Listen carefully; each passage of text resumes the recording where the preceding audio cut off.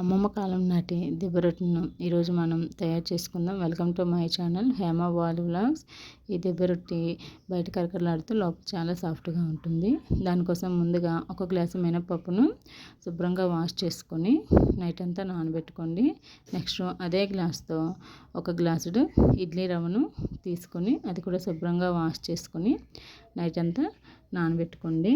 మీరు కావాలంటే ఇడ్లీ రవ్వను గ్లాస్ అండ్ హాఫ్ అయినా తీసుకోవచ్చు. నేనైతే ఒక గ్లాసు తీసుకుని ఇలా తీసుకోవడం వల్ల మనకి చాలా సాఫ్ట్గా వస్తుంది. నెక్స్ట్ మార్నింగ్కి ఈ మినపప్పు బాగా నానుంటుంది కదా, దీన్ని శుభ్రంగా వాష్ చేసుకొని మిక్సీ జార్లో వేసుకొని చాలా మెత్తగా రుబ్బుకోవాలి.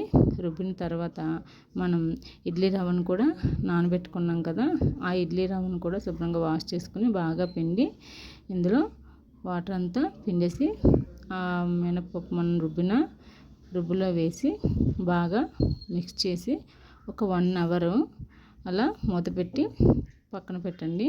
నెక్స్ట్ 1 అవర్ తర్వాత నెక్స్ట్ కొంచెం సాల్ట్ వేసి బాగా మిక్స్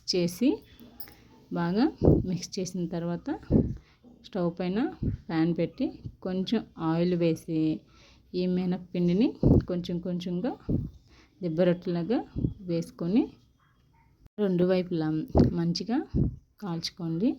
కాల్చిన తర్వాత ఒక ప్లేట్లో తీసుకొని సర్వ్ చేసుకోండి. ఇది ఏ చట్నీతోటైనా చాలా బాగుంటుంది. ఈ వీడియో నచ్చితే లైక్ చేయండి, షేర్ చేయండి, సబ్స్క్రైబ్ చేసుకోండి. Thank you for watching. Bye bye.